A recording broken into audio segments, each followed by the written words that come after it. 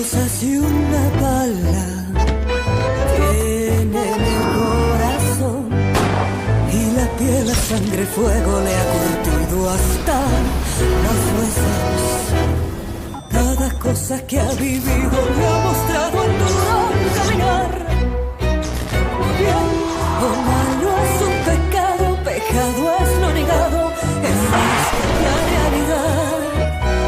El amor y de la muerte, cada día se hace fuerte, perdonen su sinceridad. پدرو، چرا خودتو تحویل نمیدی؟ چرا سر عقل نمیای؟ فقط پای تو گیر نیست، پای من و بچه هم گیره. برات مهم نیست؟ همیشه کارات برات مهمتر بوده. البته که برام مهمه. منم چیزی خلاف این نگفتم، ولی باید درک کنی که اگه خودمو تحویل بدم دولت همه داراییمو ضبط میکنه و هیچی هم برای بچه ها نمیمونه. پسرا دیگه به پول تو احتیاج ندارن، اینو بفهم. به پول من احتیاج ندارن، ولی به کار من که احتیاج دارن، چون در غیر این صورت هیچی براشون نمیمونه. برای همین میخوام تا آخرین نفس توی این جنگ مبارزه کنم. نمیخوام خودمو تحویل بدم، نه این کارو میکنم. قرآن عجله کنید. یعنی تا آخرین نفس؟ تا وقتی که کشته بشی؟ عزیزم تو اینو میخوای؟ پدرو، تو رازای زیادی درباره این مملکت میدونی، درباره سیاستمدارا، درباره نظامیا. اگه لوشون بدی خب شاید تو آمریکا دوره حکم تو سبکتر ببرن. پدرو،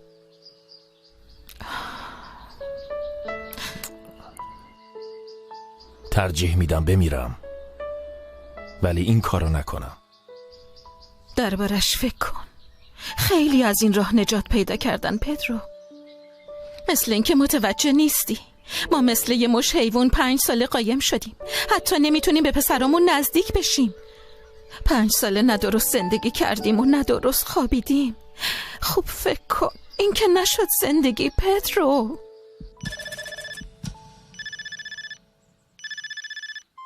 بله ژنرال. ببخشید این وقت صبح مزاحم بهتون شدم جناب وزیر، ولی خبرای مهمی براتون دارم. بگو ببینم چی شده؟ ما جای پدرو پابلو لئون کارامیلو رو پیدا کردیم و داریم عملیات دستگیری اونو ترتیب میدیم. چقدر اطمینان داری؟ کاملا مطمئنم قربان، من به اطلاعاتمون موثقه. خب موفق باشید. عزیزم چی شده؟ امروز ممکنه مهمترین روز تو حرفه سیاسی من باشه. ما به زودی لئون کارامیلو رو دستگیر میکنیم. تا حالا 1000 بار جاشو پیدا کردن ولی اون بازم فرار. نه این دفعه فرق میکنه. ژنرال از من بهش مطمئنه. برو بخواب عزیزم.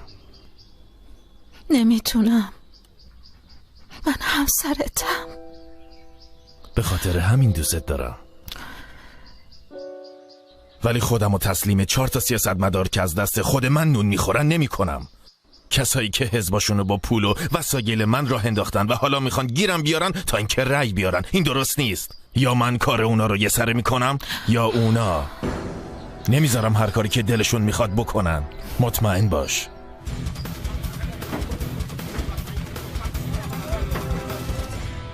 ایزابل، واقعا متاسفم،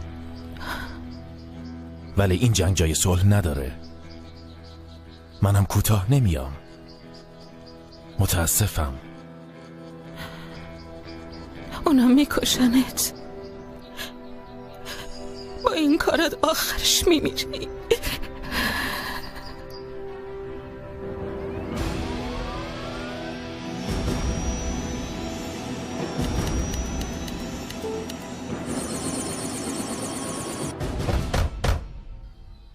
کیه؟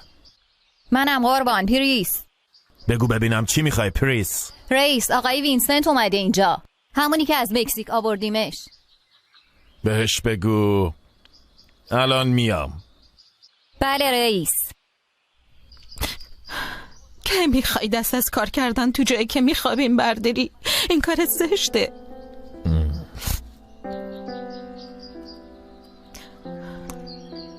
هیچ وقت عزیزم، هیچ وقت.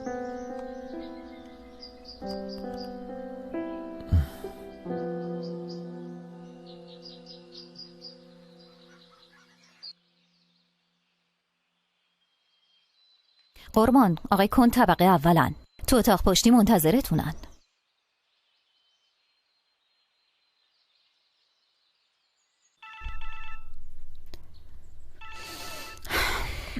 کی این وقت شب داره زنگ میزنه؟ نمیدونم. مادرم. الو. فیلیپ عزیزم، ببین خودتو برای یه خبر بد آماده کن. چی شده مامان؟ چرا این وقت شب زنگ زدی؟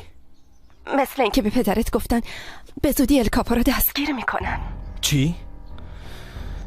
خب این که خبر خیلی خوبیه.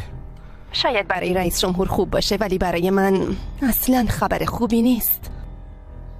هم برای رئیس جمهور خوبه هم برای این مملکت. اون لعنتی خیلی به این کشور صدمه زده مادر. گوش کن فیلیپ، من ازت امروز میخوام که نری سر کار باشه. بیا خونه ما با جولیان بیا. فکر میکنم اینجا جاتون امن‌تر باشه. خیلی خوب باشه مامان، الان میام اونجا. عزیزم باورت نمیشه چی شده. به زودی الکاپو رو دستگیر میکنن. لئون کارامیو؟ آره درسته. خیلی خوشحال نشدی نه؟ چرا خیلی خوشحالم. خب آخه شرایطو ببین، یه جورایی خیلی مشکوکه. اون الان تبدیل به یه اسطوره شده مگه نه؟ آره همینطوره. برو آماده شو.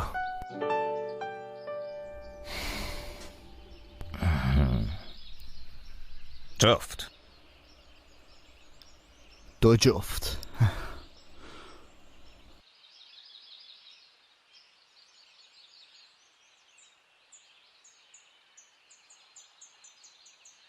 همه میدونن اون مکزیکی اینجاست؟ بله قربان، همه اینو میدونن. مواظب ایزابل کریستینا باش.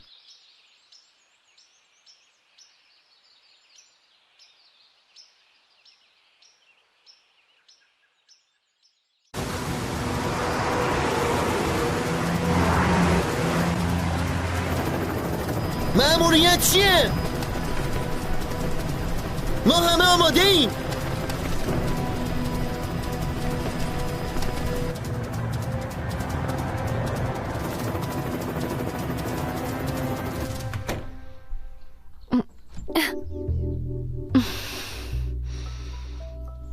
سفرت چطور بود؟ بد نبود. 20 ساعت طول کشید تا رسیدم اینجا.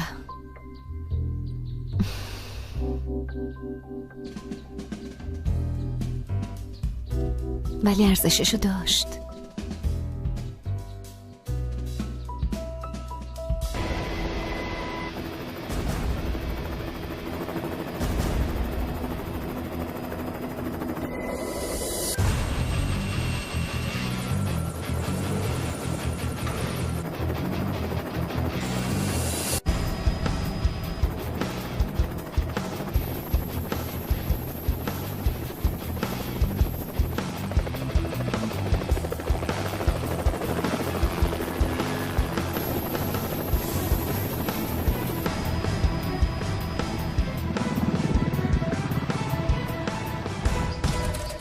تو خیلی کله شقی، اینو میدونستی؟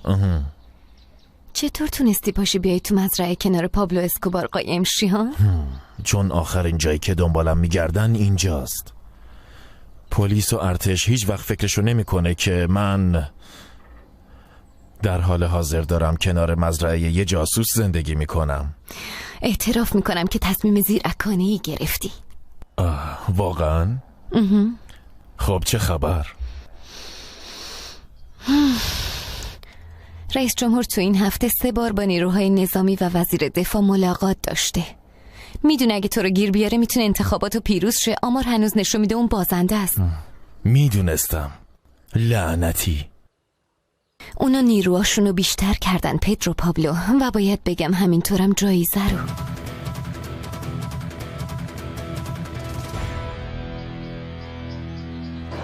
خب بگو ببینم، یعنی الان چقدر شده؟ عوضیه. هرچی بیشتر پول بذارن برای تو خطرناکتره. فکر کردی من به اندازه مصدوم شدن رونالدینیو میارزم؟ آره؟ قیمت من بالاتره. بهتره حواست جمع باشه. تو بهتره حواست جمع باشه. زیاد وقت ندارم. بیا اینجا ببینم، زنم اینجاست. پروردگارا ازت تقاضا میکنم محافظ من باش. باید ازش بخوای که مراقب بچه هات باشه.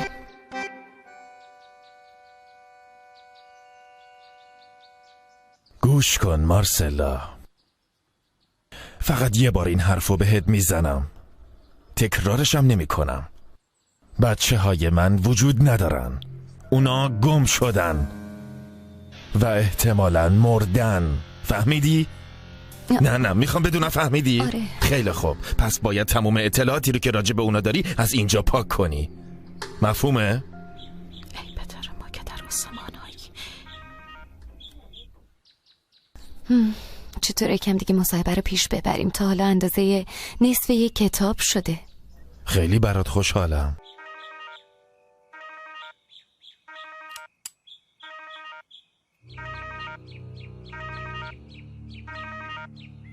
پدرو کجایی؟ خانم ایشون کار دارن، نمیتونید وارد چی؟ برام مهم نیست کار داری یا نه. باره کنار وارد چی؟ دستور رئیسه. باره کنار، باید اینو بهش بدم. جونمون به این بستگی داره. پریس فقط داره دستورات اجرا میکنه. بعد از الکاپو من اینجا دستور میدم. حالا برو کنار. در خودمون میدونیم. باید اینو بهش بدم. میدونیم، ولی الان پدرو کار داره. چطوره فرن تو بری تو اتاق تو آروم باشی؟ خیلی خوب، عصبی هم نشو. بیا برو تو اتاقت آروم باش. برو، ما خودمون میدونیم چی کار کنیم. پریس باید بری به پدرو پابلو بگی. لعنتی. پدرو پابلو؟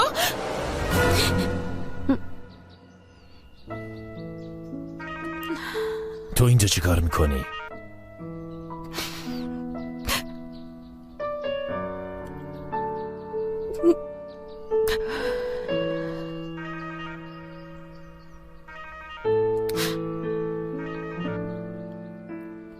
چند بار بهت گفتم؟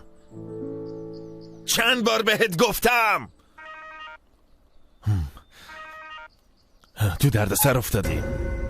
الو. چی شد؟ آروم باش، لباساتو بپوش. باید از اینجا بریم. کجا قراره بریم؟ کی داره میاد؟ یه جای دیگه. به زودی میفهمی. همگی باید بریم. پدرو، زنت مچمونو گرفت، نمیتونم تو چشماش دیگه نگاه کنم. لباساتو بپوش. چند دقیقه دیگه یکیو میفرستم دنبالت. زود باش. بچه ها باید از اینجا بریم. حدس بزنید که کی اینجاست. میرم ایزابل، کریستینا و ساکامونو بیارم. تا یه دقیقه دیگه اینجام. تو هم برو مارسلا رو بیار. ممنون که گذاشتی ایزابل بیاد تو اتاقم. عوضی.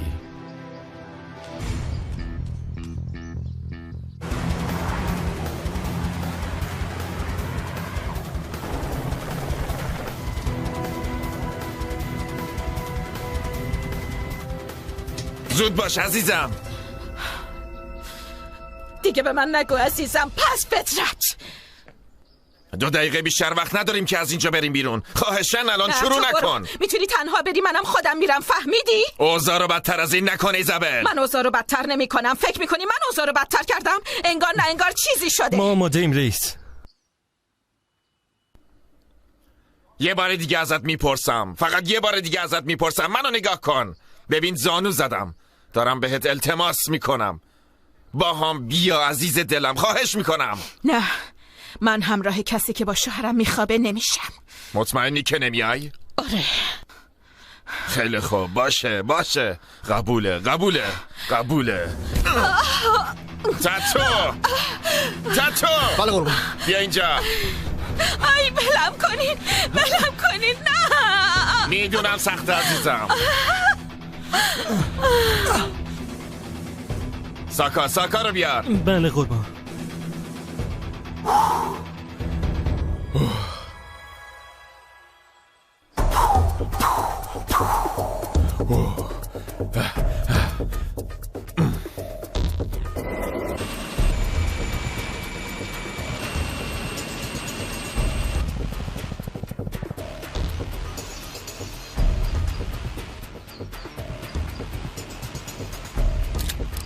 خیلی خوب بریم. همه گوش کنید، گوشیاتونو همگی بدید به نانچو.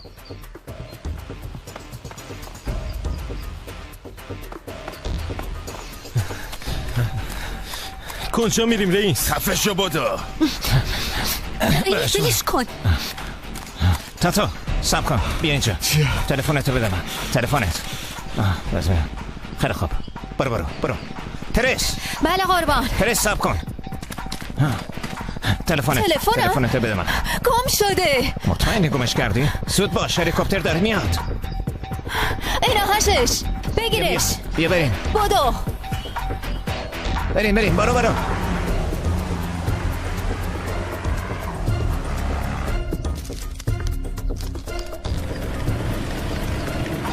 اونا اینجا رئیس.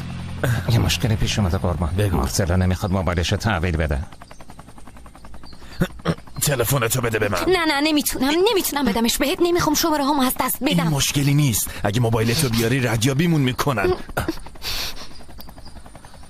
همش همیناست. رئیس گوش کن. کارت حافظه ها رو در بیار و نگهشون دار. بعدش هم اینا رو بنداز دور. باشه.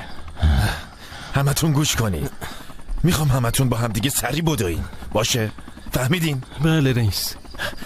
میخوایم دور اینجا رو دور بزنیم و از طریق جاده وارد جنگل بشیم. فهمیدی؟ مطمئنی پدرو؟ آره. فکر نکنم کار درستی باشه که مخفی گاهو نشون بدیم پدرو. چاره‌ای نداریم. یا باید اونجا مخفی بمونه یا جونمون رو از دست میدیم. پدرو وقتی اونا درباره اون همه پول بفهمن ممکنه دست به یک کاری بزنن. اونا نه. ممکنه من اشتباه کنم ولی اونا نه. خیلی خوب. همه چی رو به راه. رئیس آره. همه چی خوبه. مارسلا پریس بریم بجام بیایم.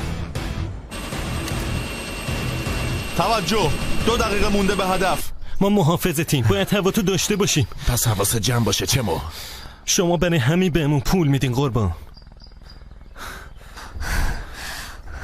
ما نمیخوایم بالای سرتون بیاد رئیس. نگران نباش پریس. بذار یه چیزی رو بهتون بگم. بخوابید.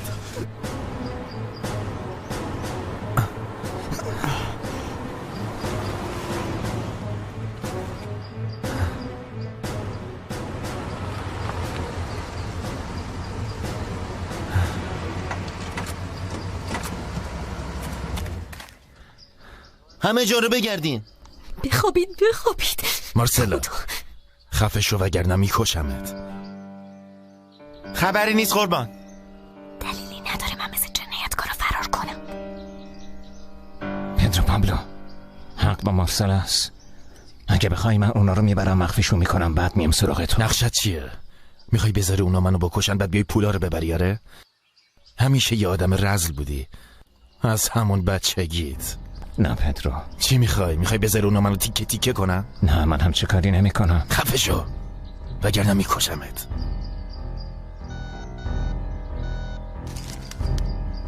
حالا میخوای چی کار کنی؟ باید با کاشیمش به خاطر رئیس. باید ببینیم کجا میتونیم آنتن پیدا کنیم. بریم.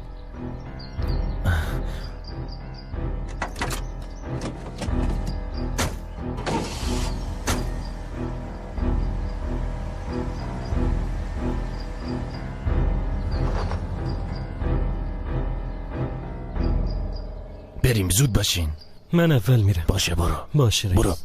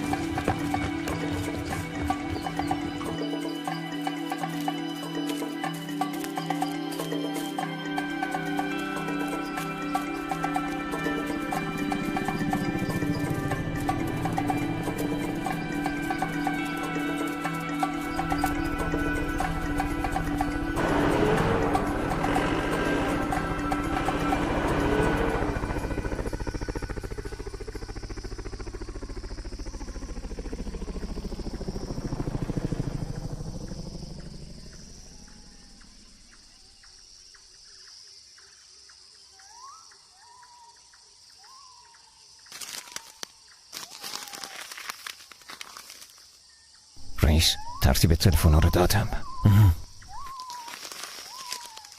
پریس. بله قربان. چطور میتونیم به اون خونه که اونجاست بریم؟ کار سختیه. ولی باید بکشیمشون. شما دیوونه شدین؟ اگه شلیک کنین کل ارتش میریزه سرمون.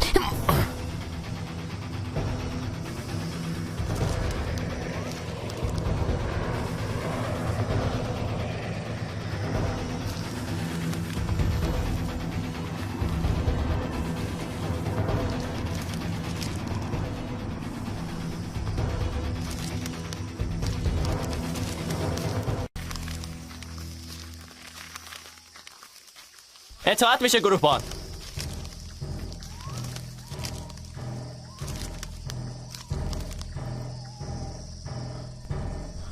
نانچو در باز کن. هر وقت علامت دادم بیاین داخل. باشه؟ باشه.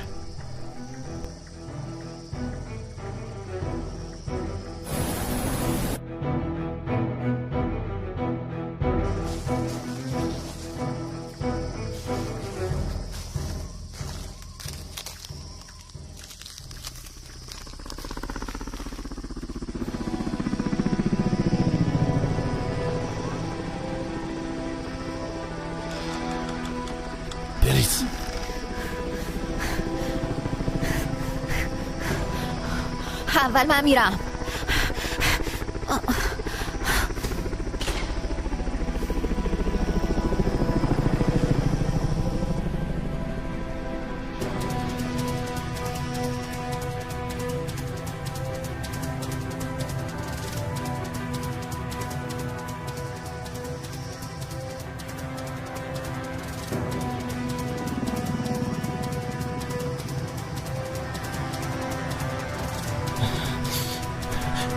زود باش برو داخل رئیس.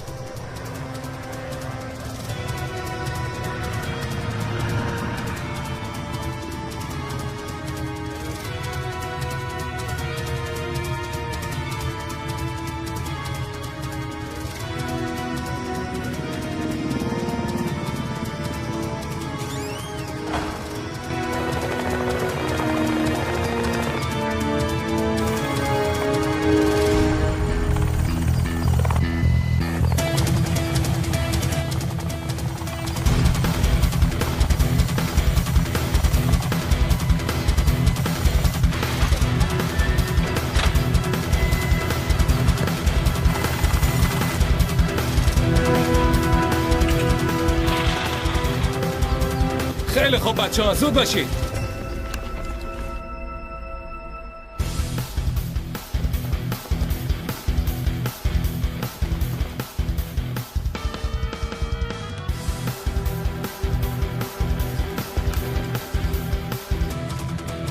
توجه کنید. ما پیاده نظام ارتش هستیم. این مکان در محاصره ماست.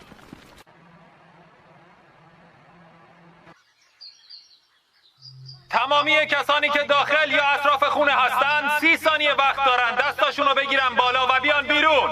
باهاتون کاری نداریم. تکرار میکنم، تمامی کسانی که داخل و خارج ساختمون هستن 25 ثانیه وقت دارن که بیان بیرون. خودتون رو تسلیم کنید. مارسلا راه بیافت عزیزم. باید برم اونجا تا ببینم بیرون چه خبره. بیا. دارم میرم دیگه، ولی آخه اینجا اکسیژن نیست. بیاین بیرون. هوا نباشه که هممون تلف میشیم. 20 ثانیه. 15 ثانیه. 10 ثانیه. 5 ثانیه. بریم بچه‌ها حرکت کنید.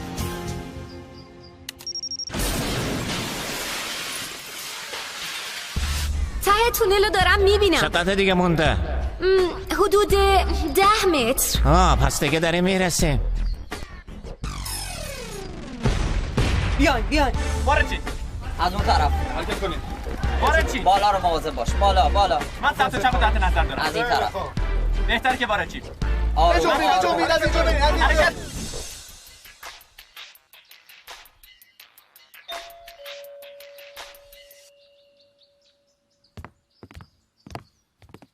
بالاخره اومدین. سلام. سلام. بیاس. خب اوضاع چطوره؟ خوبه. الان دارن به خونه یورش میارن. امیدوارم که پیداش کنم. جلوی درم. حالا چی کار کنم؟ پرس تو قوی تری، درو بشکن. چشم رئیس. زود باش.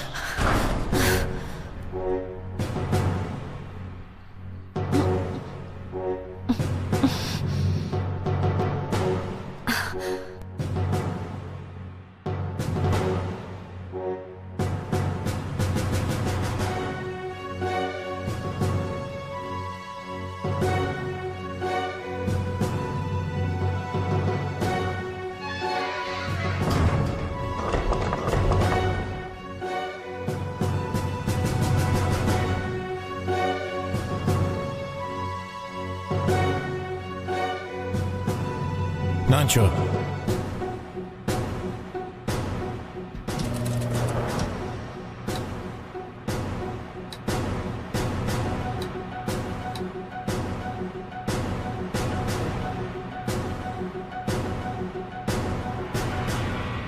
شما محاصره شدین. خودتون رو تسلیم کنین. حرکت کنین.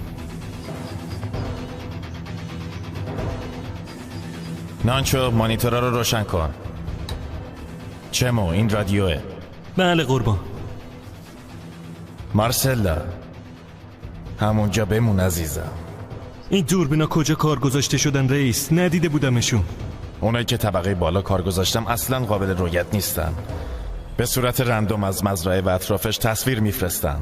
چقدر جالب رئیس. هر وقت وارد خونه شدن نگران نباشید. الان 5مین باره که از دستشون فرار میکنیم. نگرانش نباشین، احتمالش کمه که ما رو اینجا پیدا کنن. کمه؟ ببخشید پدرو، یعنی عمرن نمیتونن. فرق بین احتمالاً و عمرن مثل فرق مرگ و زندگی پسر.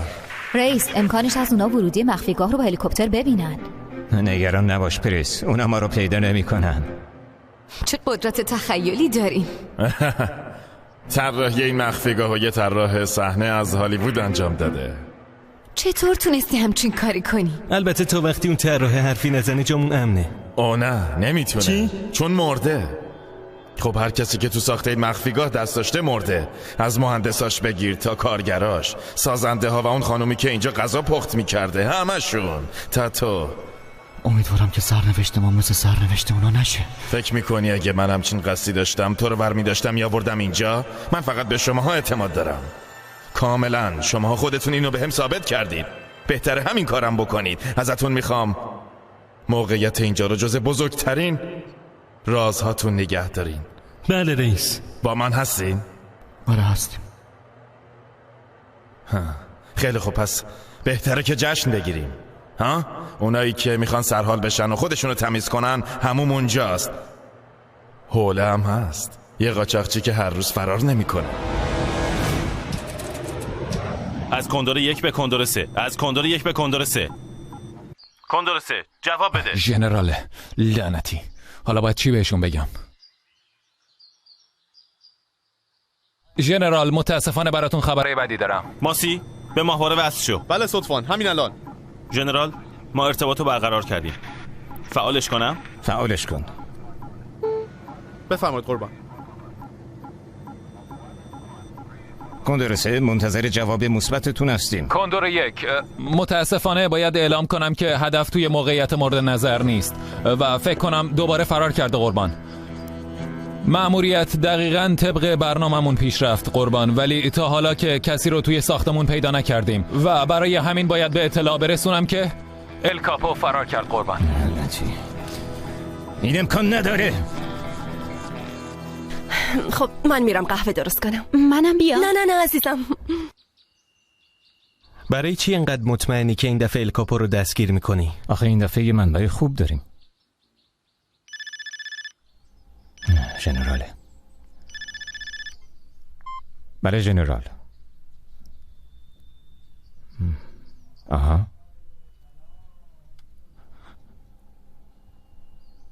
منظورت چی؟ ای لعنتی ها. حالا من چی به رئیس جمهور بگم؟ دوستان خوبم، الان میخوایم گرونترین بطری شراب اینجا یا شاید دنیا رو بخوریم. پس هر کسی بره یه لیوان بیاره که امشب من ساقیم. شما مایه افتخار منین. لیاقتتون خیلی بیشتر از این است. می نوشیم به سلامتی هم دیگه. امید من اینه که ما با کمک هم پیروز میشیم. برنده میشیم مگه نه؟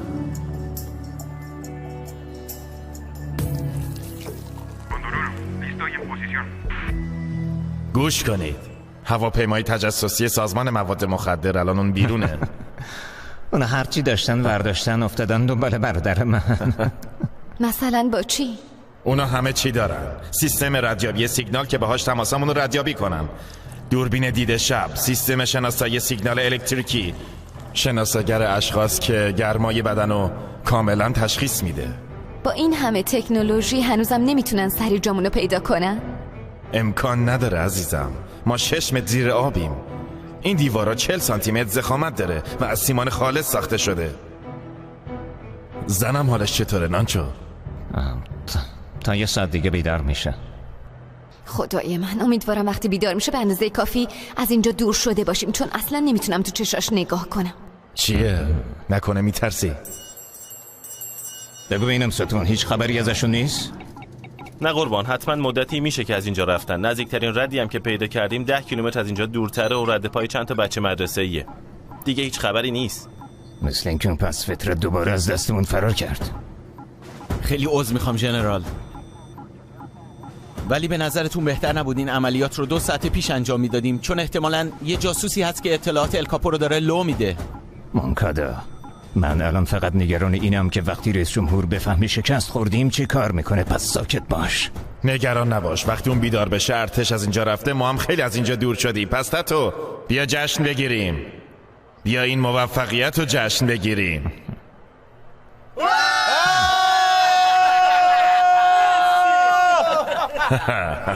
به سلامتی تاتو.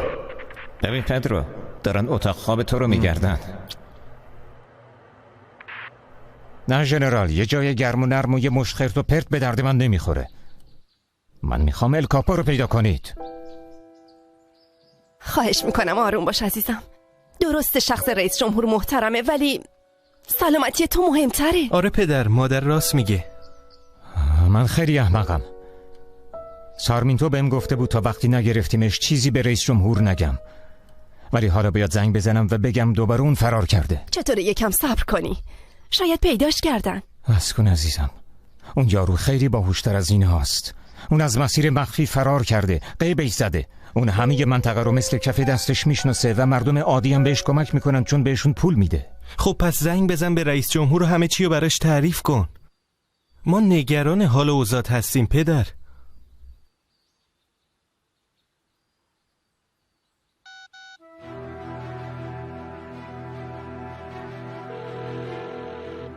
جناب رئیس جمهور، گیلرمو هستم. دوباره از دستمون فرار کرد. نه این امکان نداره. چرا قربان؟ ولی مطمئنیم که هنوز توی اون منطقه است، چون میدونیم وقتی وارد اونجا شدیم با عجله رفته بوده و یه سری از وسایلش رو هم جا گذاشته. آقای وزیر بس کن. جز این که باعث بشه دوباره ما مضحکه عام و خاص بشیم فایده ای نداره. من میخوام کارامیو امروز بیفته زندان و این یه دستوره. بله قربان. بیایید به سلامتی بخوریم. چه ما برای چی ناراحتی؟ مثل اینکه نمیدونی تونستیم ارتش و سازمان اطلاعات و یه قدرت بزرگ دنیا رو گول بزنیم. یعنی به سلامتی چی میخوای بخوری؟ هر چی که تو بخوای. این لحظه خیلی مهمی برای منه.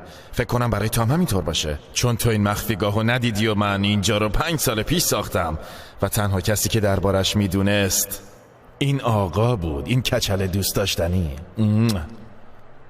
من چیزی نمیدونستم ولی شک داشتم، چون بعضی وقتا رئیس قیمش میزد و نمیگفت کجا میره. یه دفعه از یه جایی پیداش میشد، فکر میکرد ما نمیفهمیم. خوب گوش کن، هر کسی یه رازایی داره. چمو؟ پس بهتره به افتخار این مخفیگاه بخوریم رئیس، چون جای خیلی باحالیه. جدی میگم، این اسباب بازی‌ها رو ببین، خیلی دوست دارم باشون بازی کنم. میدونی چیه رئیس؟ هیچ وقت فکر نمیکردم همچین جایی داشته باشی. اینجا خیلی خیلی باحاله. به سلامتی. خیلی خوب آقایون، ازتون میخوام که موقعیت این مخفیگاه ها مثل یه راز پیش خودتون نگه دارین. فهمیدین؟ چون من و پدرو اینجا رو 5 سال پیش ساختیم و مثل یه راز برای اون باقی موند. مگه نه برادر جون؟ درسته. قربونت. پس به سلامتی مخفیگاه. خب من به امید این میخورم که ایزابل تا وقتی از اینجا دور نشدیم بیدار نشه. نه جدی میگم. امیدوارم وقتی همسرت بیدار میشه خیلی از اینجا دور شده باشیم. بهت که گفتم عزیزم مارسلا، تا وقتی که ایزابل کریستینا بیدار بشه هم ارتش رفته و هم ما از اینجا دور شدیم. خیالت راحت بشه. امیدوارم. منم همینطور. من به امید اینکه ارتش و پلیس زودتر از اینجا برم بیرون میخورم، چون دلم میخواد همین الان از اینجا برم بیرون. آره دوست ندارم یه جا زندانی بشم. نکن از این موقعیت ترسیدی تاتو. آره رئیس، تا حالا بهتون نگفته بودم چون هیچ وقت همچین اتفاقی برام نیفتاده بود، ولی الان حس میکنم دیوارا دارن به این فشار میارن و کم کم دارن اذیتم میکنن. ببین تاتو، نگران نباش، تو مرد خیلی قوی هستی. من این پسر رو دیدم که شکنجه شده و هیچی نگفته. مطمئنم که بازم میتونی از پس این قضیه بر بیایی تاتو. به سلامتیت. بی این خیال تاتو. تو چی؟ من؟ هیچی. من به افتخاری هیچی نمیخورم. پس من به افتخار خودت میخورم، به افتخار همتون، چون شما خانواده دوم من هستین. برای همتون آرزو سلامتی میکنم، چون ما کلی پول داریم که باید خرج خودمون کنیم. به سلامتی. به سلامتی.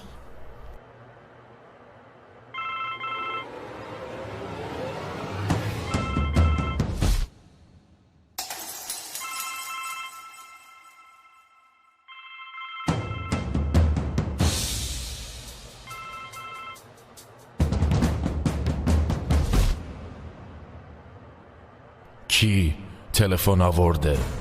برادر تو که قوانین اینجا رو خیلی بهتر از من میدونی.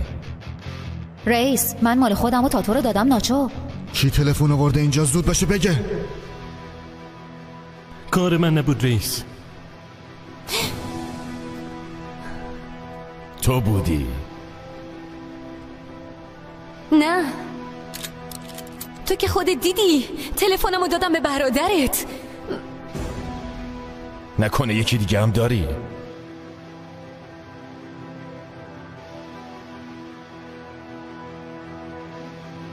به هم بگو جریان چیه؟ یه سیگنال پیدا کردیم صدفان. این چیزی که میگه امکان نداره. مطمئنم ژنرال، این سیگنال یه موبایله که از ته دریاچه داره میاد. یکی از موبایلش استفاده کرده و سیگنال فعال شده. صدفان این امکان نداره. اون دریاچه پره کروکودیله. امکان نداره کسی اونجا باشه.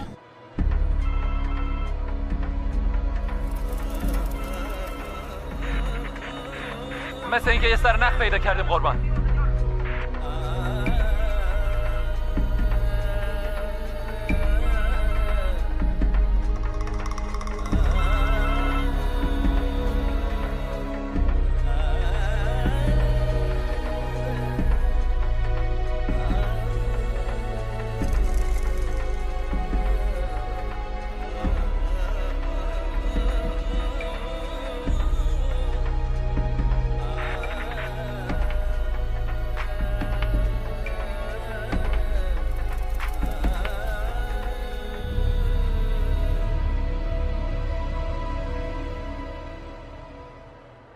برای چی ایزابل کریستینا رو نگشتین؟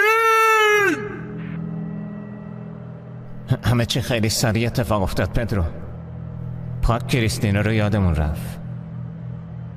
احتمالاً سیگنال تلفن یکی از افسراست که میخواد با تلفنش تماس بگیره. سیگنال داره از ته دریاچه میاد. سیستم داره اینو نشون میده قربان. هیچ بعید نیست یکی از افراد الکاپو تلفنش رو انداخته ته دریاچه. احتمالش هست قربان. ولی عجیب اینجاست که چطوری یه تلفن تو آب بازم سیگنال میده.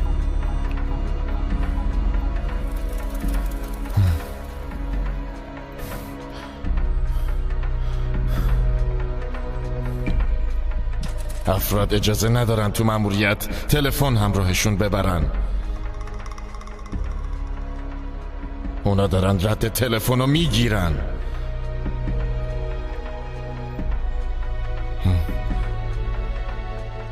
کارمون تمومه.